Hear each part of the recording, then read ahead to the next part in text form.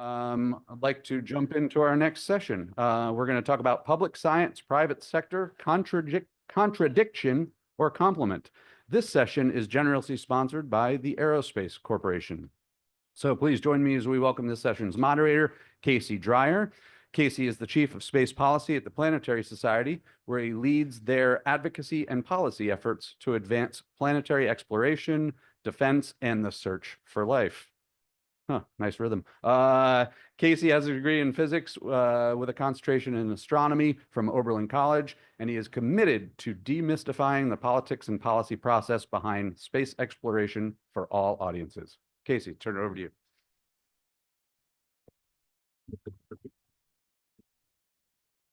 Thank you very much. And thank you, Jim, for the invitation to be here today and for the conveners and all the volunteers to make this possible. I'm delighted to be here, mainly because of this great panel that is joining me today. I'm going to briefly introduce them, and then I'm going to state my perspective. I'm kind of where I'm coming from on moderating this panel, and they will do their best to disabuse me and disagree and provide all the context, hopefully, to understand what I think is a really dynamic and growing and fascinating, but also relatively nuanced set of developments that's happening right before our eyes. So right to my right here, your stage left, Steve Clark, Vice President, Space Programs at Astrobotic, Dr. Rachel Klima, Senior Staff Scientist at the Applied Physics Laboratory, and of course, Thomas Zurbuchen, Professor and Director of ETH Zurich's Space, of course, and former AA of SMD here at NASA.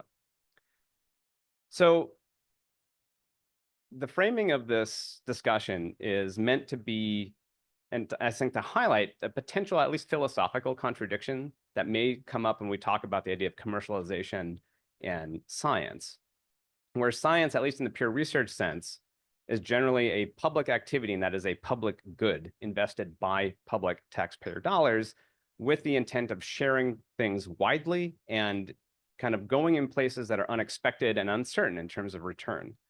And classically, of course, commercialization and markets and private sector are interested in far more detailed and immediate returns that can be quantified and counted and ideally profited from. And this union of the two that we're starting to see is not only just how we talk about it, but where it's happening, I think, is not necessarily as broad as some of the, at least more exuberant approaches have been talked about.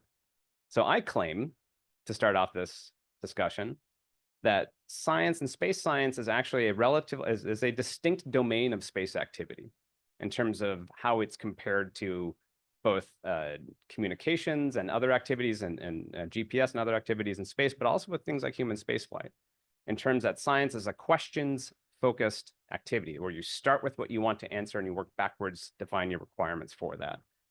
I claim that the application of commercial capabilities is a very exciting new experiment of that, but it's actually a somewhat different application where we're flipping that around a little bit, where the questions become, what capabilities do we have and what questions can we answer from that? And I also claim that how we talk about this is really important, and that broadly, I believe that the public, and to a certain extent, public policy discussions around this, tend to cover over the unique requirements of scientific research and exploration in space, with this idea that, or at least a lack of understanding that at the end of the day, there's primarily a single buyer, which is a public space program. So that is my starting point. Again, my misperceptions here will be corrected by the panel. And to start with, I will let Thomas Zurbuchen jump in here. So Thomas, based on my framing here, I'll start with you. Is space science a distinct domain in terms of activity compared to other activities in space? Appreciate your framing, and I just want to make sure that the microphone is on. Look, in its final analysis, once you get off, once everything is said and done, it is true that a proposal that is written, no matter whether it's commercial in nature or an instrument on a commercial entity, or whether it's the Hubble Space Telescope or anything that follows it, it has a series of requirements that are basically broken down into what the machine is supposed to do, the instrument is supposed to do, and it has data that helps close that piece. I think the separation, though, is not as clean as you have in mind. And the simple reason for that is a good question to ask today is not the same as a good question to ask a decade ago, because there's an ability of answering questions in new ways that has very much to do with commercial, capability today that 10 years ago was just a fantasy. And so for me, I think what researchers want to do, and especially young scientists, I'm really glad that so many of the next generation kind of leaders are sitting right here. What they want to do is really observe the things that are changing, kind of what are the questions that make sense to ask, that there's a new tool set available that can now be answered. And so because of that, the boundaries are blurred. So basically what happens is human exploration, for example, can be a venue for amazing science, kind of in a way that wasn't there before. And of course, I always remind people that I sat in a lab when I did my PhD that was spilled because of the little science experiment that Buzz Aldrin set up during the Apollo mission, the first Apollo mission, on the surface of the moon, and collected solar wind, brought it back to the Earth. And some of these questions that were addressed with that were very much opportunistic, but got people into the national academies and got them all kinds of awards. So that boundary is clearly not that clean, and kind of opportunistic science has been and is often an area of really important science, even though at the end, there is a set of questions that you answer and the data that actually result in them. Rachel, as a working scientist right now, we have the decadal survey process set through the national academies that defines these questions. Is it properly integrating, particularly with the dynamic change that is happening in the commercial space sector, is it integrating these new set of tools that Thomas just mentioned? So is mine on as well? Okay. All right. Excellent. It's funny because I could hear yours very clearly and mine, it sounds like it's not on, but yeah, I mean, I think the decadal survey is very much focused on the questions and focused on the science that we want to do. But it has kind of taken into consideration that we have these opportunities for distributed science, for answering questions that we wouldn't have been able to do with one single spacecraft, one single mission. So, I think people in the science community are thinking a little bit more about what can we do with the new tools. And as you were talking about it, and when you were introducing it, I started thinking about, like, when I was in grad school using refractory index oils, right, to understand what minerals we were looking at in the lab or something like that. It's not like a scientist just has a dream without an understanding of what tools are available. So I think we are, there's always, as much as we write a science traceability matrix that is driven by the questions, we still kind of frame our appetite with what tools are available. So I think from the growth with CLIPS, with the commercial sector moving beyond Earth's orbit, is opening up this kind of like potential for revolution in especially networked science and things that doing your science from multiple nodes really enables. So. Is this a function of, in the sense that we have a dearth of data from space, that going anywhere and just taking more data is inherently valuable? So there is an argument to say anything that gives us more quantity, just going to a new place, putting another spectrometer, putting another camera, putting anything, will necessarily give us something new because we just haven't been able to do this as much. Is there a function of that limited nature that has allowed this to say there's always some value to putting something somewhere, as long as it's, pointing out as instead of pointing down? Yeah, I mean, I think that it's funny when you ask a scientist like what their requirements for something are.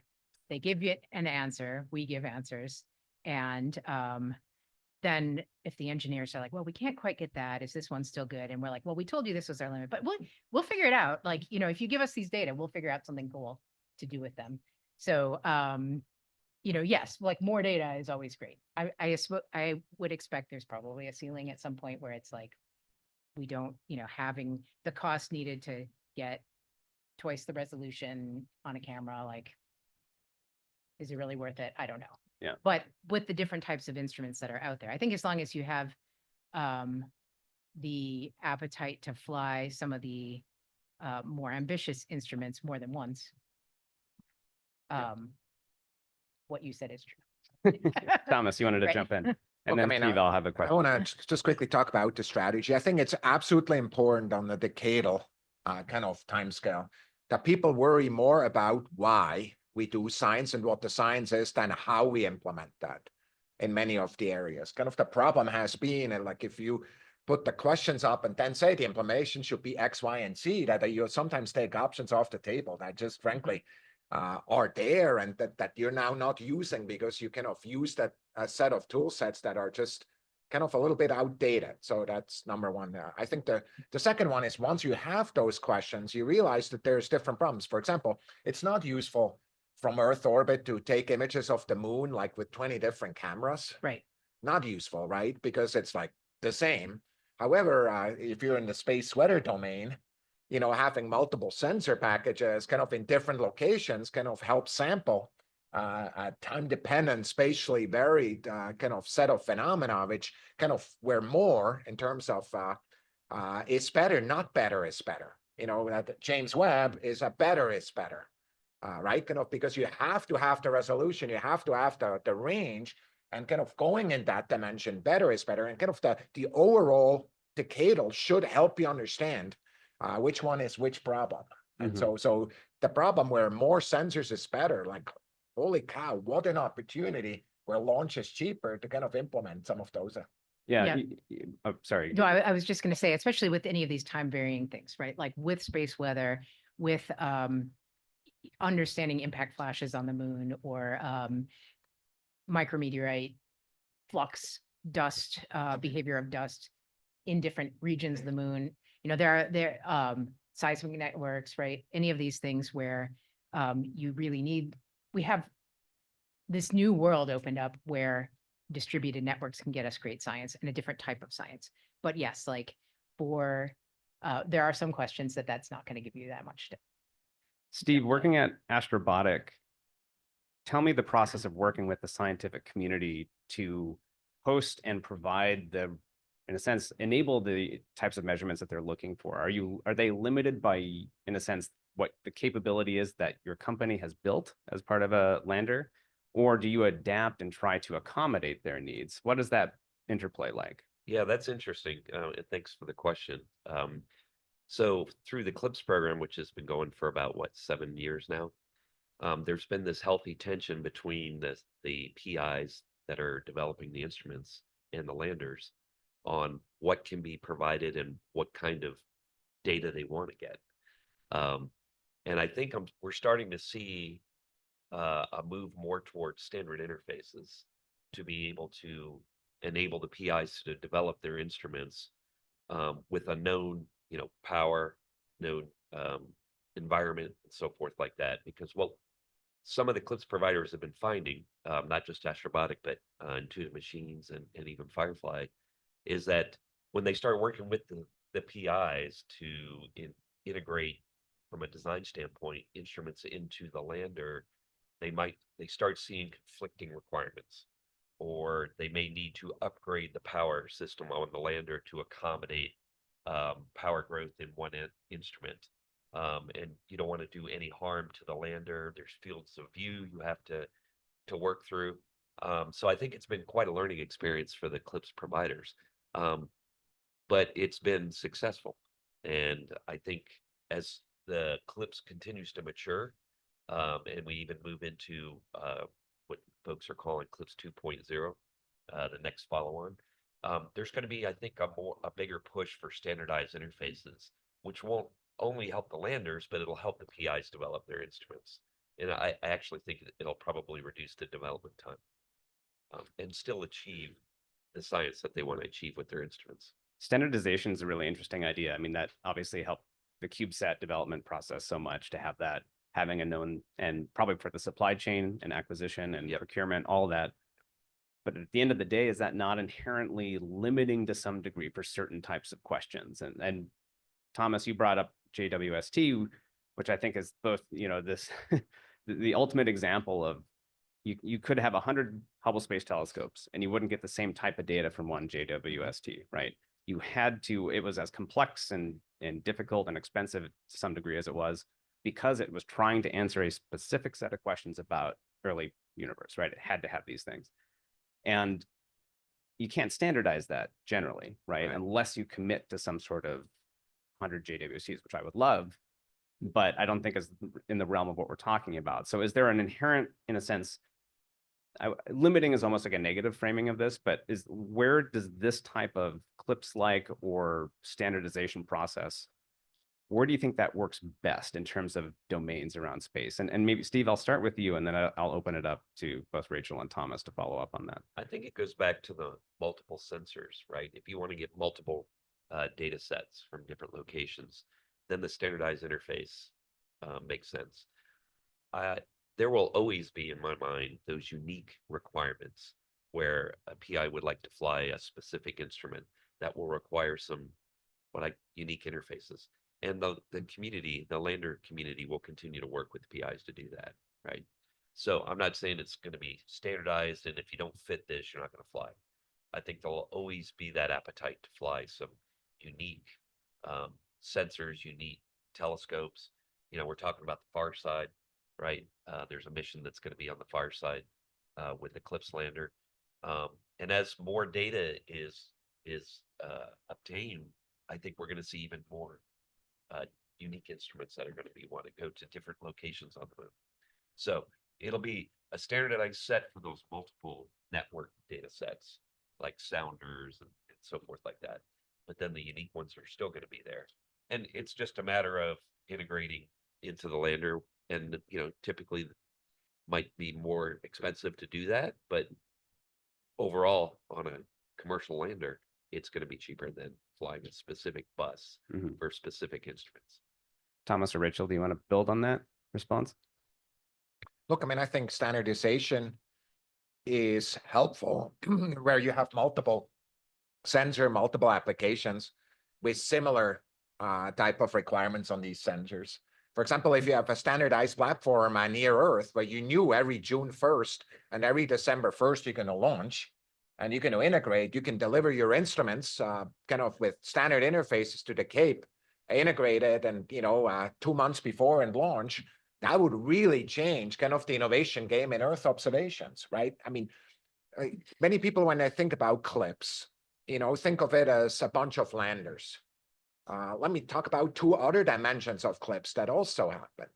There's something like 60 technology and instrument developments that were funded as part of the CLIPS program. Some of these instruments are entirely new, and we're going to see that we're already seeing them now being proposed elsewhere in planetary type of environments or even in Earth environments. But the other point is the community that's growing. I made a joke earlier, and it's probably not right to make it, but it was really kind of in the, before 2015, it was really easy to find the lunar session. And frankly, there are a lot of old guys talking about Apollo.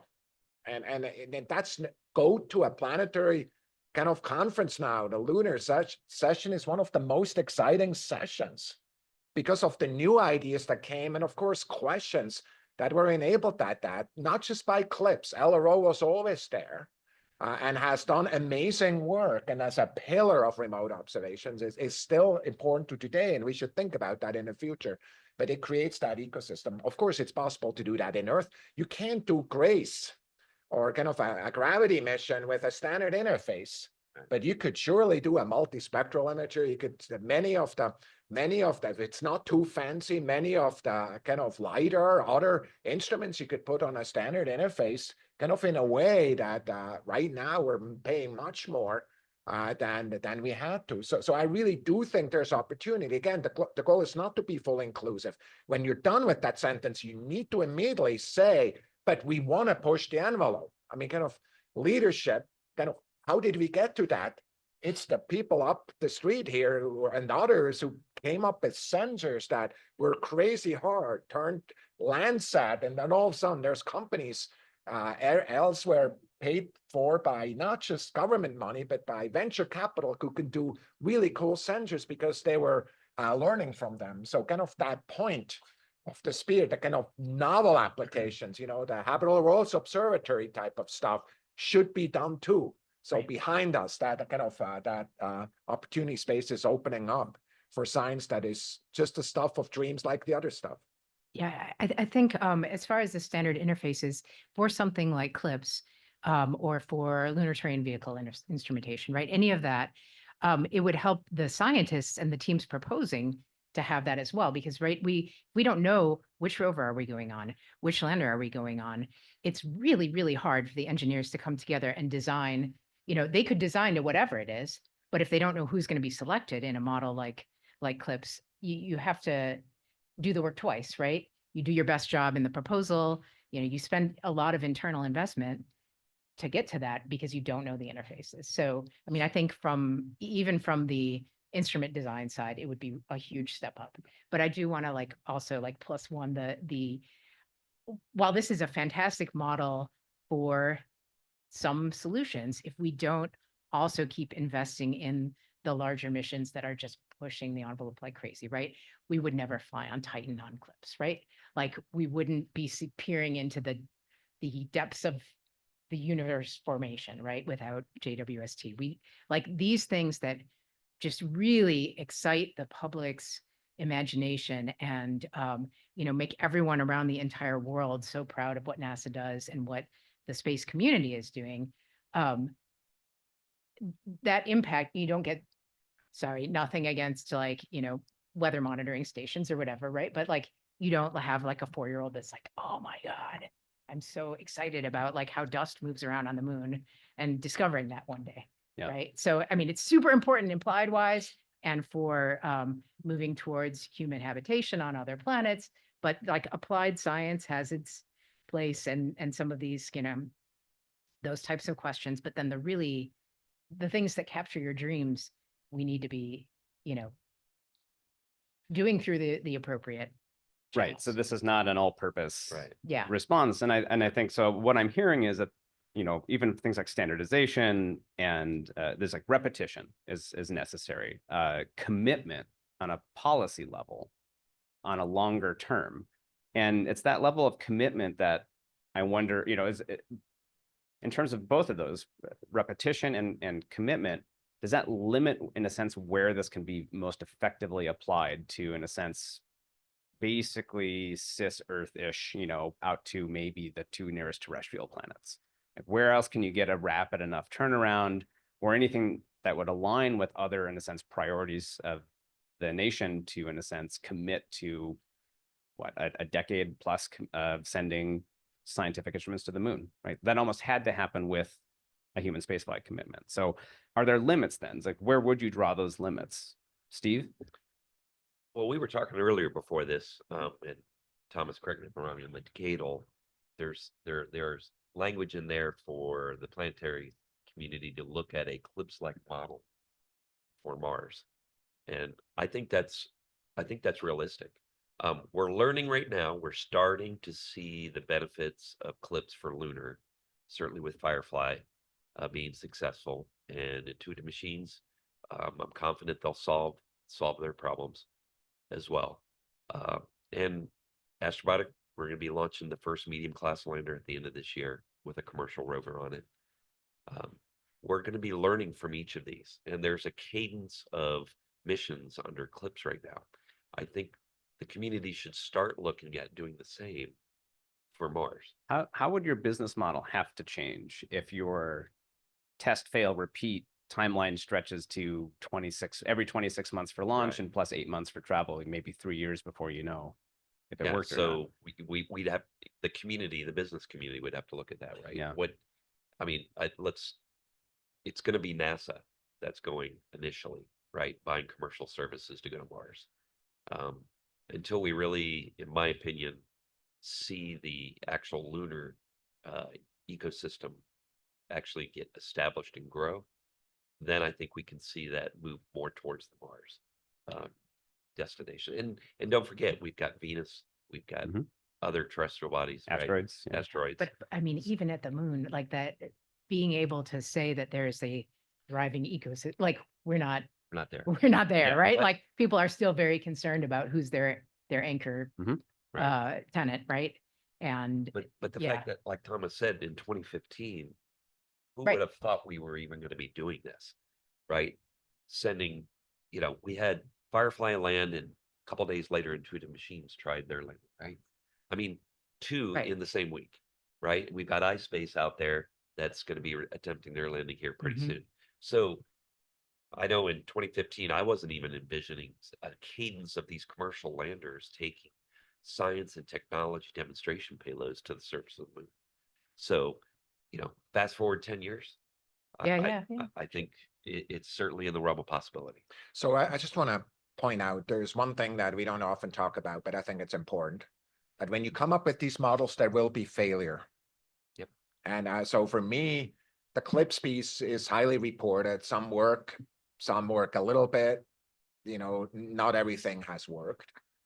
So I'm actually not talking about CLIPS. I want to tell you that we did an initiative kind of in 2016, kind of in parallel to CLIPS, basically said, hey, we're going to use GeoBirds and kind of put instruments on there for that observe the Earth, and are going to look from there kind of in a kind of hosting contract. So we're not building our own spacecraft, we're just going to ride along.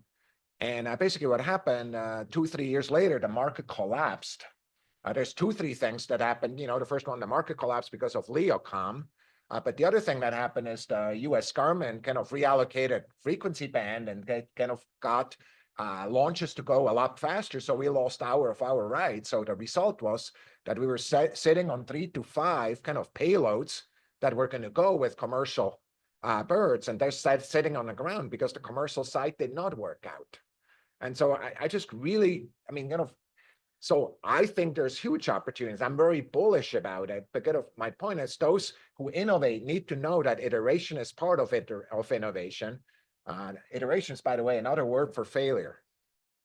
It will not work the first time.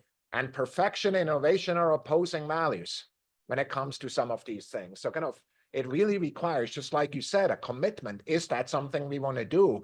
And stick with it. Yeah. Because frankly, you can't take a shot on goal and say, oh, it worked or didn't work, therefore Done. it's a good model. Like, you have to actually try, because nobody has ever done it before. Need more than n equals 1. Yeah, exactly right. Rachel, you want to The one thing I'll say from the perspective of a scientist on these missions, that is stressful. It's all of it is stressful, right? But while there is an intention that you will fly the same lander multiple times, even if you fail, it's kind of like you propose your payload, you get your shot, and if you're on the one that fails, like, oh, I was to exactly be you, going right? to ask you about Like, this. like you carry a lot, you carry a ton of the risk, Yeah. right? Yeah. And I think we're very excited and very passionate about what we do, and excited to have the opportunity, but I don't know how long that can be, it's going to wear people out pretty quickly, Well, I right? mean, When your dreams Yeah. like, well, from the science side, because we're talking about this kind of system commitment Yeah. to sending lots of shots on goals, but you're right, they select a different payload every time. Yeah. And there's no similar commitment to the science teams for the instrumentation. So do you think we could benefit from having a similar level of commitment that you Yeah. get to build the same thing so many right, times? have a flight spare. And then you have land, and at spares that least you you can get 2 fly shots on again. goal, Yeah, right? because then, I mean, you Mhm. can talk a little bit about this simplex, which isn't exactly, it's a lower cost model, but similar sort of inputs and to a degree, right? Of trying to push the envelope of what you can do with new types of technology. Right. And Lunar Trailblazer that you're the deputy PI on. Yeah. That I mean, that's risk risk is this ephemeral thing until you hit the downside of it. Yeah. And I think, I don't know how many people on science teams are in the audience, but you put a lot of blood and sweat and tears into the development that is not even funded, right? Because you have to, like, every cent you have pretty much has to go into the engineering, the planning, the building, and then, then it goes, and your payday, right? Like, the science comes in your phase E, and right, if you fail, like, boom, Yep. that's it. So, you know, a commitment to, or at least some recognition that it's important to refly some of these gorgeous payloads that are being developed. And, you know, similarly, like, you know, looking at Prime One, looking at folks that didn't get to fully execute their missions. Yeah, it's rough. Yeah. And So perhaps yeah. Clips 2.0, I mean, Yeah. I obviously am not involved in it, but my hope is that those are the questions that are being addressed. Right. You all know that buying a second set of hardware, you know, costs you perhaps 10%. Sometimes, you know, it depends a little bit what.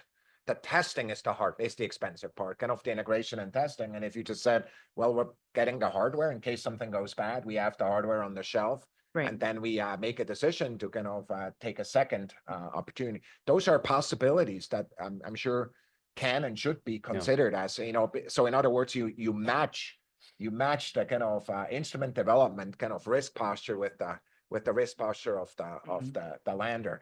This is what I mean with iteration is needed, right? Kind of what's really important is no matter where you are in the development, you don't believe your own stuff. You actually go second guess. Is this actually helping? Or are there new type of problems? I didn't anticipate that this is going to be the problem. Like when I remember I came up with the idea. I didn't anticipate that's going to be a problem. I just really felt it was important that we started work. Of course, it's obvious that we need to, I mean, those kind of things need to be reconsidered. By the way, it's not the only one. There's other things that should be reconsidered and modified if we learn something that's important to implement. It strikes me, I mean, I'm hearing that we need to maybe rethink the scientific policy and commitment side to kind of match the overall hardware and system commitment. But it does strike me that there's a cultural, we have done space science for a certain way, basically since the beginning, that we were able to do space science, right? That we, again, question first, build something specifically to answer it. And you build it because it's so rare, you test the hell out of it and make sure that it's going to work, which adds the cost. And so we're experimenting with this new model, but I wonder, Rachel, on your side, at the scientific process, and maybe Thomas for you too, in terms of how NASA and evaluates those proposals and makes an individual commitment rather than a broad commitment to a scientific approach, do those need to adapt to this new capability just at a cultural level, that you're now no longer just building one thing that you have a 98% chance or hope that will work? You're building many things and hoping that one out of the 5 that you build will make it.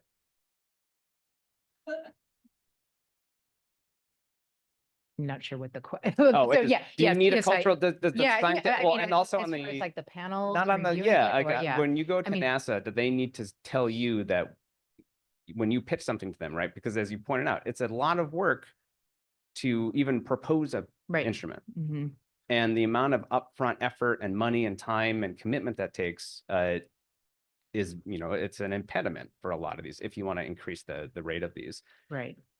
Maybe Steve, if you want to Yeah, so I don't know, like that from the evaluation panel type perspective, I don't think that you would need to do anything too different, but I think it's more of a, you know, maybe in the costing and the planning to know that you want to buy a flight spare with it, right? And then, but maybe maybe you do add something that's like, okay, if it's successful, what would you do would you do something else with your flight spare? Or does that now go into some pool for future opportunities? You know, if it doesn't make any sense to, you know, if you're successful the first time, if there's no added benefit to doing the same thing again, which some instruments it would be, some instruments it wouldn't be, right? So something like the Prime 1 drill, maybe going somewhere else with it would be great. Different science, let's go. But yeah, so I don't know. I feel like it's a little bit more on the side of committing that you're going to need a little bit more resources to be able to have a duplicate, Yeah. or at least have the commitment for a rebuild. Yeah. if I needed. think look, I mean, I think the risk is if you take Eclipse or kind of a standardized payload, that you try to make it a bad version of the good thing you actually wanted to do, Yeah. instead of the best version of what you can do within the constraints that are there. That relates, for example, to how long it takes to develop it. It should not take 7 years to develop an instrument that you're going to take multiple shots on. You know, like, I mean, for me, like Right. how you push kind of right size these boxes for that matters. I think sometimes the procurement kind of regulations can also be in the way. For example, I think it would be wonderful if a university, wherever the university is, basically by their own money builds an instrument and says, we want to observe the Earth and we're going to pay for that. Can we be on the platform and we'll pay for part of the ride? Perhaps that's entirely commercial, but in the transition, there's a way to do that. Like with CLIPS, you can do that today, right? And kind of at the beginning, you couldn't. Like I know universities that have been or are already in active discussions of building their own instruments and putting them up there, new technologies, putting them up there on the moon or in space elsewhere. So for me, like how we make sure these transitions can occur and we let the markets adapt kind of in a way that we don't stifle artificially places where the good ideas go, I think is important. Steve, do you see a distinction between NASA supplied or private supplied instrumentation or payloads in terms of how they're delivered, how rapidly they're able to provide it, how expectations on astrobotics side for how to integrate them? Yeah, well, let me make 2 points on this last point, and then I'll answer that question. I agree with Thomas. The current PRISM calls for the instruments for CLIPS, that can certainly be looked at and perhaps changed, opened up, maybe more collaborative with universities, more commercial there. So that's one thing. 2, on spares. I'll go to the CLIPS 2.0 model, something that I feel pretty strongly about. And now that I've seen the other side from NASA and now commercial, awarding multiple missions at once to a company where you build 2 or 3 landers, then you have an opportunity to take suites of instruments and have spares to fly them like that. What does that do for the commercial industry? It helps buy down the NRE for the company, but it also helps the supply chains. Because right now we're seeing a lot of the supply chain companies kind of teetering a little bit because they're one-offs. And currently CLIPS, you have a task order, you win it, you launch 5 years later. Well, they provide the components, but that's it. It's for one mission. So some of those, I think, innovative companies out there are kind of teetering, right? And we'd like to see a strengthening of supply chains. So going back to your question. Do you see a distinction between the payloads that are provided from government versus private? We're seeing more consistency, of course, through the NASA procured instruments, right? Through PRISM. But Astrobotic, just like Intuitive Machines, Firefly, we have international payloads. We have purely commercial payloads. Some are passive, some require power. So we see really a broad spectrum of instruments and payloads. And just like everybody else, they have their own development issues and challenges and so forth like that. So you have to work with them on a case-by-case basis, right? So you couldn't really collect them all in one category and say, yeah, this is easier or they're better than the NASA ones. They all have unique challenges. I want to bring it back to this idea of risk, Thomas, that you brought up. And in some ways, I feel that the trend of the last 10 years has been a hyper-focus on cost risk, that we need to control the risk of budgets blowing out of control, that we need to cap it with either fixed price or milestone deliveries. But I wonder if we're trading risk for different things that we haven't fully thought through. So we already talked about just the risk to the individual science teams that don't have the same level of ongoing commitment to, with their one instrument not making it, even though, the idea was to have many shots on goal with some of them failing. But I wonder if there's also a risk in terms of public perception of who's doing what for whom. And that we talk about this, and we always use these terms commercial and private very broadly and vaguely, right? But CLIPS in particular, NASA's the primary buyer with the hope that it becomes more market-based in the long term. But at the end of the day, if the public sees this is a commercial activity that is now happening, launched by private sector, do they see the role of NASA diminishing? And are we undermining the very role that we have as the public sector to invest in science? Because at the end of the day, and feel free to correct me on this, I feel that the fundamental, particularly exploratory science we're talking about is both a unique capability and also responsibility of a public program versus a private actor. So Thomas, I'll start with you on that. Do you think we're trading risk for other types of ones we haven't fully considered, either to reputation or anything else? Surely the risk, environment is changing, and there's certain risks that pop up that you would have never guessed are there. Kind of, if you look at face value, just look at it. I mean, we have had, US built landers on the surface of the moon that have done amazing technological and scientific feats. That would not have happened if we didn't use that approach. I know how much money was available. We did the assessment of how much it would have cost to use the traditional way. We couldn't afford it. So that's number one. Now, it is true. I'm just saying, as a taxpayer, I like when the government gets the same stuff for less money. And I think it's in our interest, even if we work for the government like I used to, or others, that kind of, when things can go to a place where services can be done for less money, we should be, in the interest of growing the economy, overall buying those services, whether it's launch services or landing services or other things elsewhere. It is true, and frankly, that is kind of, for me, slightly unexpected, that so often kind of the narrative of that process is a clash narrative. It's either NASA or the private sector. And, I always want to quote some of these CEOs of, whether it's, bringing astronauts back from space, who said we could have never done this without NASA, end of quote. Those kind of narratives kind of get lost in the shuffle. So I think it's important to actually explain how these things relate, and kind of offset some of these risks that you're mentioning, which is that basically NASA looks like, it has less space. I mean, I just want to point out that there is no commercial alternative to James Webb Space Telescope or related missions.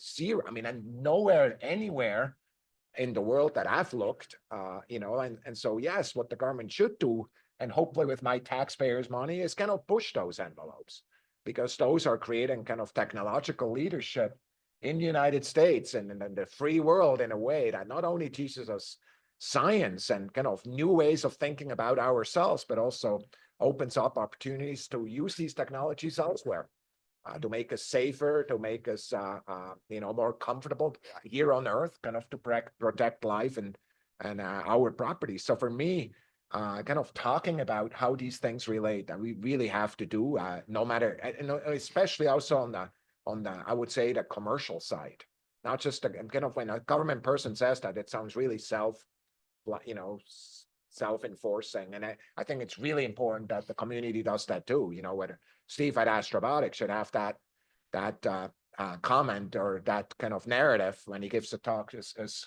convincing as I do if I'm working in the government, which I don't know. I'd like to open it up for questions to this great panel. While we're waiting for any of those to come in, Rachel, I'm going to tweak that same question to you as the science community. Do you think there's so as a representative of all of the science community whose words are binding? No pressure. Great. Cool.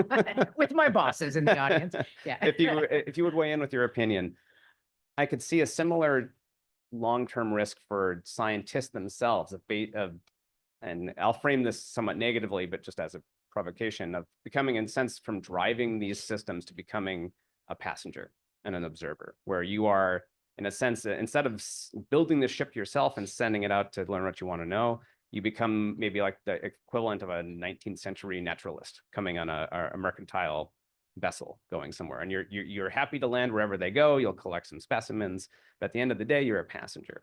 Is that a fundamental risk to the role of scientists in directing their own field in these areas? I mean, it's surely a risk. Of course, you mentioned samples, and I'm like, if you're bringing back samples, do whatever you want. I don't care. As a geologist, right? So, but I mean, I think the risk is in that you abdicate anything that doesn't turn a profit, right? So whether you keep or maybe seen as profitable, or it's not practical. seen as practical or profitable, and that you let everything else kind of fall to the wayside. So, yeah,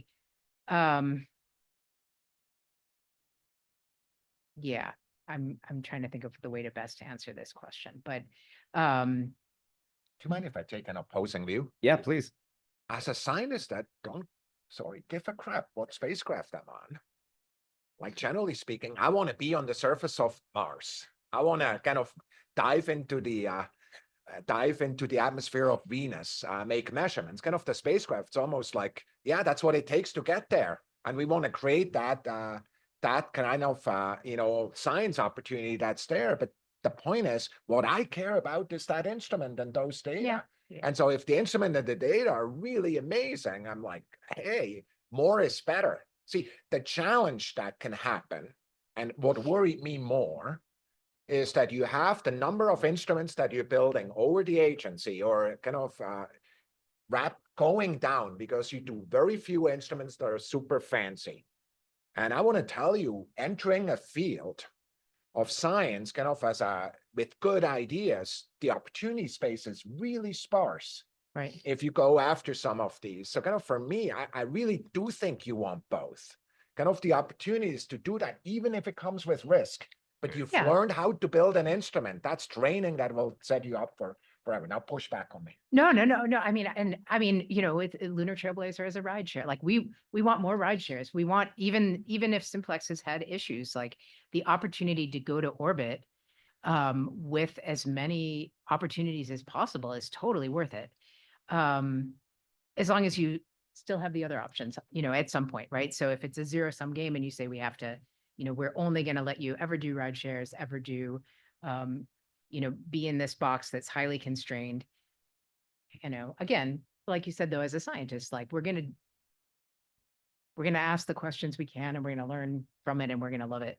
We don't go into this For glory, for money, yeah. Yeah, for glory or money. Like we're really excited to like get the science Yeah. out of it. So I guess Darwin was a passenger, yeah. right? Yeah, On sure. the Beagle. Were there questions in the audience? Yes. Hi, I'm Takuma Hamanaka from the University of Illinois.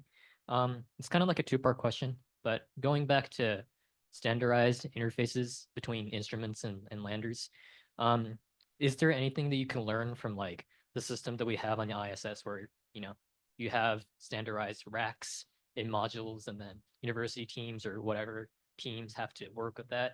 And the other part is there any benefit for all these CLIPS companies to come together to create like a standardized interface system that's shared among all companies? So you have like the redundancy and you have like the spares for multiple companies. Can That I seems jump like in with like a quick LTIC thing? sure. So Sure. in not that long ago past life was the director of the Lunar Surface Innovation Consortium. And we had a lot of questions about this because I think NASA was concerned about dictating things and stifling innovation, but the community itself was like, but we want to know what the interfaces are going to be. So we definitely have, we've brought in lessons learned from the ISS and challenges they ran into because things that weren't standardized, and having to have adapters and all kinds of crazy things. So, I think that is absolutely something we want to consider. Sorry, I didn't mean to. No, you Jump here. you hit it Jump exactly your where I train. was going because, we're part of LSIG and so are the other providers. Exactly. Good point on ISS. We learned a lot from that on the rack systems and so forth like that. And that's where we were headed with standardized interfaces, is from a power standpoint, mechanical interfaces and so forth like that, thermal. And so those discussions are continuing with the community. And all of the providers are talking that way. Now that idea that you brought up about having kind of a global standardized interface set is interesting because that came up in one discussion I was in last year about where, and this goes back to the spares or the instruments. Say somebody gets an award for Eclipse task order, they run into a technical problem on the lander, they're going to be delayed 6 months. But we really want to fly that instrument. If you had the same interface on another lander, could you then call them up to fly on that? There's a lot of sensitivity there, right? Because it's a procurement, it's a competition. Company A wins the mission, right? So there's no real backup like, well, if they don't make it, then you can go over here right now. But that discussion, that topic has come up. And I don't know if we're gonna see that in CLIPS 2.0 or not. But it has come up. But we're gonna have to figure out the procurement sensitivities there, right? There would probably have to be some kind of compensation or whatever. I don't want to get into the details because that's something that would really need to be worked. But it would certainly help the science community. Right. Because if they wanted to fly sooner than later, they could catch another ride. I think it would be in the interest of the CLIPS communities to actually push on that. I think it's in their own interest once they sit down and think. Yeah. Because it's a top-down kind of a top versus a bottom type of market argument. Yeah. Right? What you do is by kind of not wanting to do standards is kind of you say, protect, I have some magic sauce over here and I'm protecting it. But what you might be able to do is actually take risks off the table that increases the top line Right. of how many people invest in it. And especially after the first successes are really arising, I was just really hoping that happens, whether it's organized by NASA or by kind of the companies by themselves. It's a good idea. See, you talked about ISS, and I think it's a really good point of the racks, of course, but think of the docking standard. Yep. Like that, just the amazing opportunities that helped create, both, commercial cargo, commercial crew, kind of some of these standards, international standards have made huge impact, right? Yeah. And so for me, I just, many people think of standards as anti-innovation. And I'm like, no, it's an enabler of innovation because you stop focusing on things that are not useful. You focus on things that you just have to do, check the box. Let's find a way of doing it. It's clearly amazing engineering, solve it. Now let's go solve the problems around that. And so I'm a big fan. Kind of the more I think about it and the more I learn, I'm a big fan of standards. And my encouragement, Steve, to you and your entire community would be is like, hey, let's put your heads together and think about this actually in a kind of self-interested fashion, kind of really looking at the top kind of line of the market. Yeah, I agree. I got to bring up one other thing, the racks on ISS, the standardization actually came from the shuttle program, which I'm going to age myself. I started out with the shuttle program. And so there was a lot of standardization there, lessons learned that fed forward to ISS. And if you think, there were times where we interchanged payloads on shuttle missions. So going back to the CLIPS model could quite potentially be done, right? If you've got multiple landers. So, yeah. Other Thanks for that questions? question. Who's got the microphone? I think we have one right up here.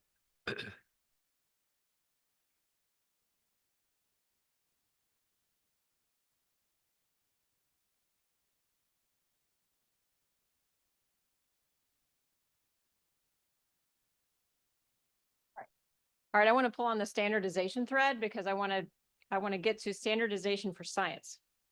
So, not interfaces, but think of the Earth science model. You instrument the heck out of every airplane, out of anything moving around. Now you've got cars, phones, collecting data, right? So how could that be extended into the lunar environment and then in between, right? So we, magnetometers everywhere, retroreflectors.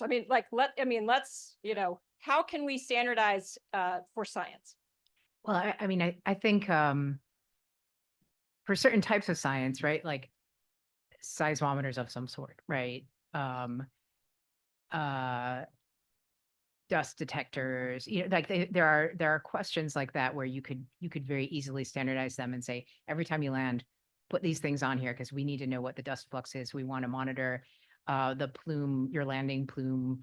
We want to monitor any impacts that are detected at that landing site, right? So, but I think I kind of put that maybe we want to monitor any volatile migration, right? So there are definitely sensors for time varying things that it would make sense to standardize.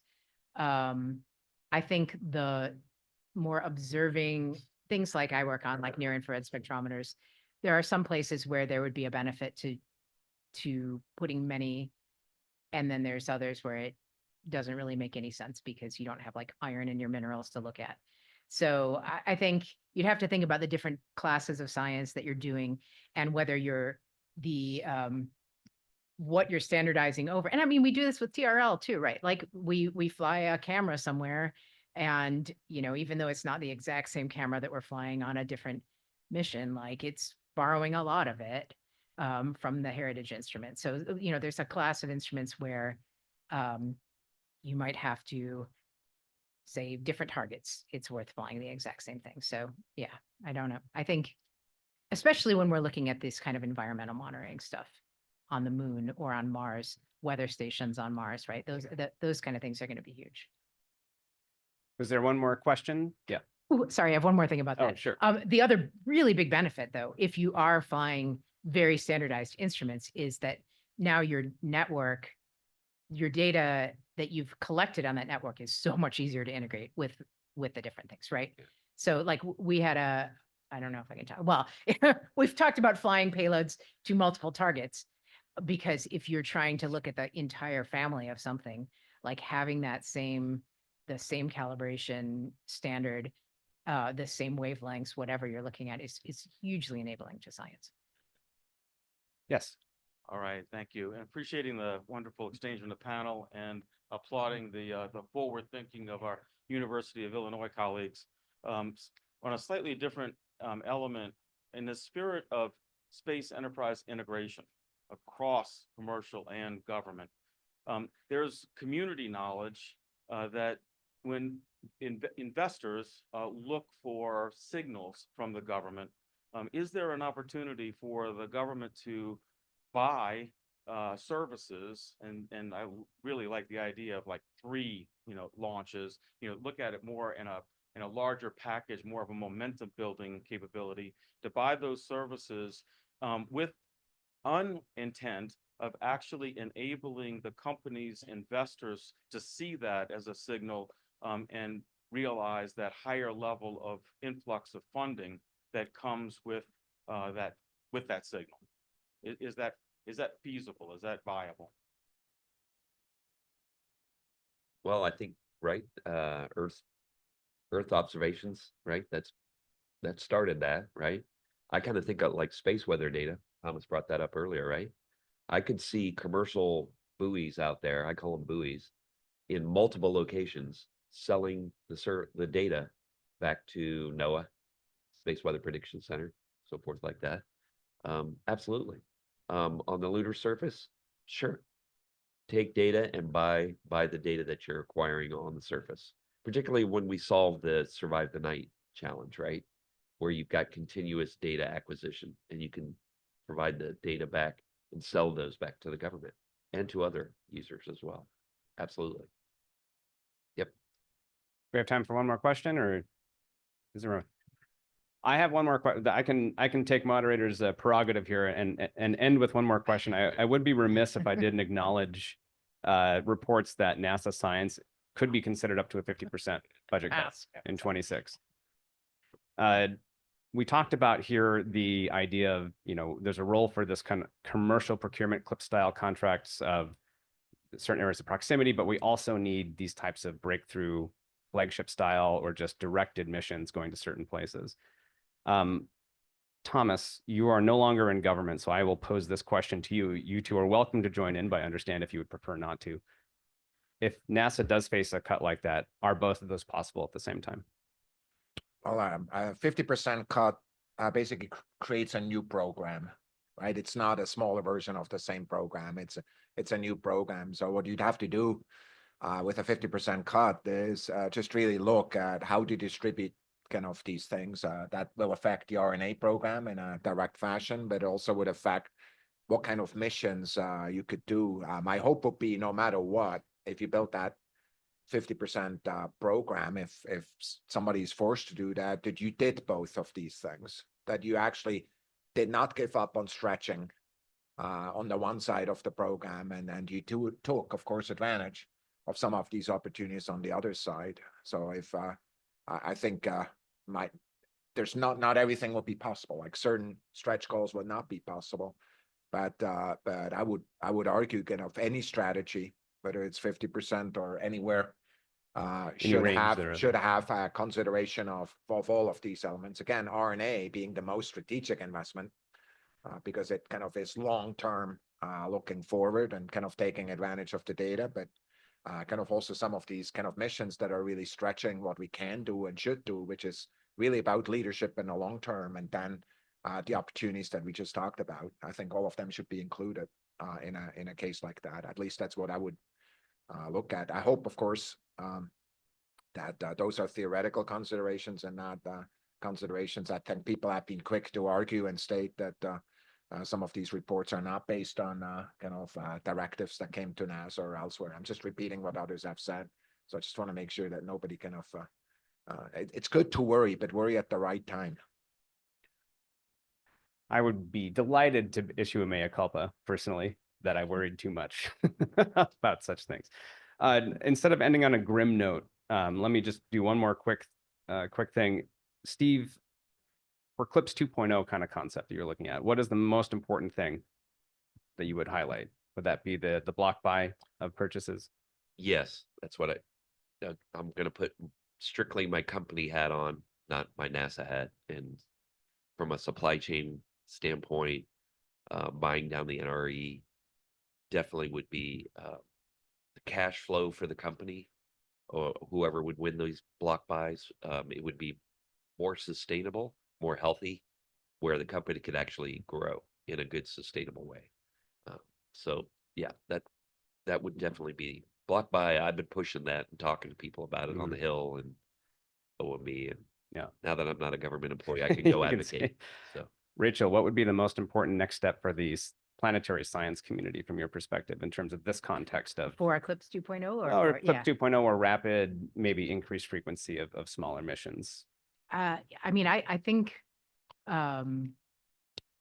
having block buys would be enabling for science as well, right? Because we would know what we're proposing to maybe in advance, or have that potential to refly. But I guess if I have to have a different answer so that you have variety, it would be, just building in whether it's a reserve that's held for a reflight of the instruments and keeping the science team involved, or just saying you have to go ahead and build a flight spare and this is what we'll do. It doesn't mean you have to commit that money for sure. Like, just hold it in reserve and be ready to go if something goes wrong. Yeah. So that you're like, yeah. And Thomas, would you like to end on a more positive note than the last question I asked you? What are you looking forward to in terms of the next step of this type of program, and what do you see from your role in forming it that you hope is carried forward? So first of all, I was in awe about Firefly's success. That is there. I was also in awe when, yeah, and I met those team members, that did this. I just also want to say, it's like the NASA team stuck with it. I mean, cheers to Joel and Nikki and people who it's hard to stand there and people ask you questions. In this case, you need to stick with it, and they did. So for me, what I'm looking forward to is more successes like that. And frankly, I'd like to see a Venus program. I'd like to see a Mars program that people are starting to think about, then launch it when it's right, when the science kind of basically says it's worth doing.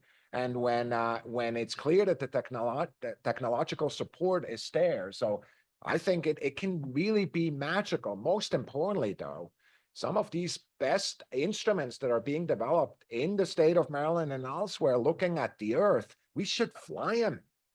What are the first quantum dot spectrometry type of base sensors that could be going to space? Let's put them up there on a spacecraft. So I really hope we look at our own planet as a place to kind of look at novel technology. So I'm very bullish about it. I understand this hasn't proven itself yet, but God, I would do it the same way again, knowing what I know now. Please thank our wonderful panel for their insights and discussion today.